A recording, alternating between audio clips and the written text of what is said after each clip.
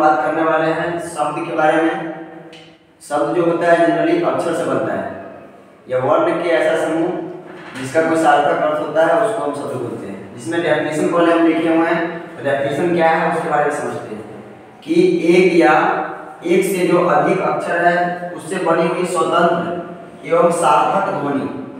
ध्वनि होता क्या है कि जो बोल रहे हैं अगर बोल रहे हैं तो साउंड जो आ रहा है उस साउंड को बोलते हैं ध्वनि। और ध्वनि का एक ऐसा समूह या अक्षर का एक ऐसा समूह जिसका कोई स्वतंत्र या सार्थक समूह हो, जिसका कोई अर्थ होता है, उसको हम क्या बोलेंगे? उसको बोलेंगे हम लोग शब्द। दूसरा पॉइंट है कि इसमें कुछ उदाहरण है, जैसे तू लिखा हुआ है, तू का मतलब होता है तुम। उसके अलावा है यहाँ पे मैं मतलब यहाँ पे आई इसको बोलते हैं इंग्लिश में मैं यानी कि केवल अपने बारे में बात कर रहा है, एक आदमी के बारे में, लड़का हुआ, इस सब का अर्थ होता है, इसलिए ये क्या है? शब्द है। जबकि कुछ शब्द के प्रकार होते हैं, भेद होते हैं। इसको प्रकार बोल सकते हैं, भेद बोल सकते हैं। तो प्रकार जो होता है वो अलग अलग रूप में पूछा जाता है। बहुत सारे एग्जाम में पूछेगा कि शब्दों के भेद कितने होते हैं, ऐसे नहीं पूछेगा। पहला पूछेगा कि अर्थ के आधार पर शब्द के कितना प्रकार होता है। तो अर्थ के आधार पर 2 होता है, जिसमें पहला का नाम है सार्थक, दूसरा का नाम है निरर्थक। तो ऐसा शब्द जिसका कोई अर्थ होता है उसको बोलेंगे सार्थक। जैसे राम हुआ तो राम पता है किसी का नाम है, श्याम किसी का नाम है, तो ये सब शब्द कहलाएंगे जिसका कोई अर्थ होगा। जबकि निरर्थक चीज हुआ तो चे हो गया एक साथ, उसका कोई अर्थ नहीं होता है। हल्ला, उसके अलावा कल्ला हो गया या कल हो गया, ये सब का हल कल का कोई मतलब नहीं होता है। उसके अलावा है व्युत्पत्ति के आधार पे। देखिए पहला था अर्थ के आधार पे, तो सबका हुआ 2 प्रकार, एक सार्थक हुआ, दूसरा हुआ निरर्थक। सार्थक जिसका अर्थ होता हो, राम हुआ, श्याम हुआ। निरर्थक जिसका अर्थ नहीं निकलता हो, चे हो गया, हल हो गया, कल हो गया। व्युत्पत्ति के आधार पर होता है या उसके अलावा रचना के आधार पर। इसके आधार पर होता है शब्द का 3 प्रकार। पहला का नाम है रूढ़, दूसरा का नाम है यौगिक, तीसरा का नाम है यौगिक। रूढ़ उसको बोलते हैं जिसको जो शब्द है उसके खंड करेंगे ना, तो खंड करने पर क्या होगा? अर्थ नहीं निकलेगा, यानी खंड करने पर कोई अर्थ ना हो, उसको बोलते हैं रूढ़। लो को अलग कर देंगे, टार को अलग कर देंगे, तो लो का कोई मतलब नहीं होता है। और लोटा अगर रहता तो लोटा का मतलब होता है घर, को अलग, रह को अलग। इसका कोई शब्द के टुकड़े का कोई अर्थ नहीं होगा, खंड का कोई अर्थ नहीं होगा, तो उसको बोलेंगे रूढ़। इसके खंड का कोई अर्थ होगा, खंड के यहाँ पे सेकेंड में क्या होगा कि अर्थ जो है वो होगा, अर्थ होगा, उसको बोलेंगे हम लोग क्या चीज? यौगिक। जैसे देव मंदिर, तो देव को अलग कीजिए, मंदिर को अलग कीजिए, तो देव और मंदिर क्या हो जाएगा? देव देवता के बारे में, मंदिर यानी कि देवी देवता की जो मंदिर होती है। उसके अलावा विद्या जो राज है, तो विद्या को अलग कीजिए और आला को अलग कीजिए, तो दोनों का कहीं ना कहीं मतलब निकल रहा है, अर्थ निकल रहा है, इसलिए यौगिक कहलाता है।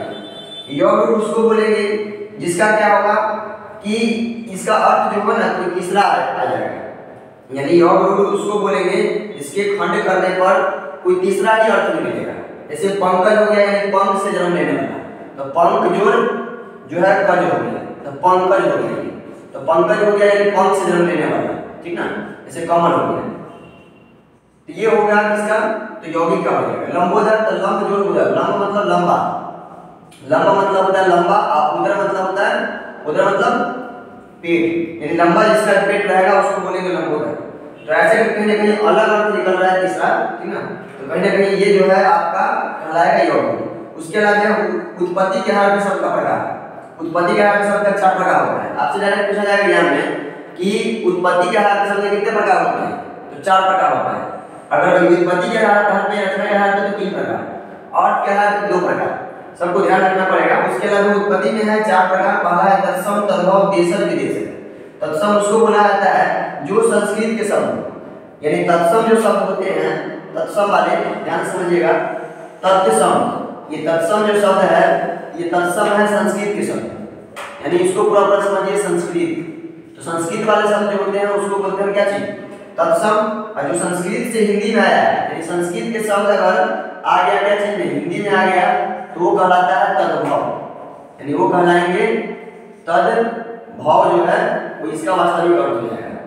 तो तद्भव जो है वो संस्कृत से हिंदी में आया हुआ है। जैसे अग्नि, ठीक है, अग्नि जो बोला हुआ है ये इसका अर्थ होता है आग। दूध पहले ऐसे लिखा था, ये हो गया दूध, तो दूध और दूध दोनों में अंतर है। दूध हो गया ये आपका तत्सम शब्द, और ये हो गया तद्भव जो संस्कृत से हिंदी में आया, दूध का दूध। उसके अलावा देशज जो देश में बोलचाल की भाषा से जन्म लिया हुआ है। लोटा, बाटी, पगड़ी, ये सब शब्द जो हुआ जो देश में बना हुआ, पीला, ठीक ना, ये सब शब्द है आपका देश का, अपने देश का है, इसलिए इसको देश है, जो देश में बोलचाल में उत्पत्ति हुआ है। एक है विदेश जो शब्द विदेश से आया है। स्कूल हुआ, रेल हुआ, ये सब इंग्लिश का शब्द है। पुलिस हुआ, ये सब विदेश से आया हुआ है। कैंची हुआ, वकील हुआ, ये सब बाहर का शब्द है, इसीलिए इसको बोलेंगे विदेश है। तो आपको ध्यान रखना है कि उत्पत्ति का में कितना प्रकार था, 4, व्युत्पत्ति के आधार पे, रचना के आधार पे 3, अर्थ के आधार पे 2, सार्थक निरर्थक, व्युत्पत्ति रचना में 3, रूढ़, यौगिक और यौगिक। उत्पत्ति के आधार पे था आपका 4, तत्सम, तद्भव, देशज, विदेश। उसके अलावा रूपांतरण के आधार पे या प्रयोग के आधार पे होता है 2, एक विकारी और विकारी। तो विकारी जो शब्द है उसको बोलेंगे जो कारक, लिंग और वचन, कारक, लिंग और वचन के अनुसार बदलेगा, यानी इसके अनुसार अगर बदलता हो तो उसको बोलेंगे हम क्या चीज, उसको बोलेंगे हम विकारी शब्द। और इसके अलावा अगर नहीं बदलता हो तो उसको बोलेंगे अविकारी शब्द। तो ये था शब्द के कुछ प्रकार संबंधित जो प्रश्न पूछा जाता है एग्जाम में ऑब्जेक्टिव टाइप में, उसके बारे में था। इससे संबंधित कुछ अंदर से जो पूछा जाएगा डिग्री से, वो पूछेगा तत्सम और तद्भव का पहचान करना। इसे पहचानने के लिए अलग से हम इसके बारे में बात करेंगे, तत्सम कौन होता है, तद्भव कौन होता है। इतना केवल समझना है कि तत्सम उसको बोलते हैं जो संस्कृत का शब्द हो और संस्कृत से हिंदी में आने पर उसका अर्थ बदला है, तो उसको बोलेंगे हम अग्नि का आग, दूध का दूध, ऐसे करके बहुत सारे शब्द हैं जिसके पहचान के लिए हम लोग आगे समझेंगे। तो इस वीडियो में केवल इतना ही समझेंगे कि शब्द क्या है, शब्द के जो है प्रकार किस किस आधार पे थे। तो 4 आधार था, पहला अर्थ क्या है, 2, व्युत्पत्ति रचना 3, उत्पत्ति के आधार पे था 4 और लास्ट में था रूपांतरण। तो इस वीडियो में केवल हम लोग इतना ही समझे हैं। इतना जो है आगे की वीडियो में हम बात करेंगे तत्सम और तद्भव के बारे में। बस इस वीडियो में इतना ही, थैंक यू।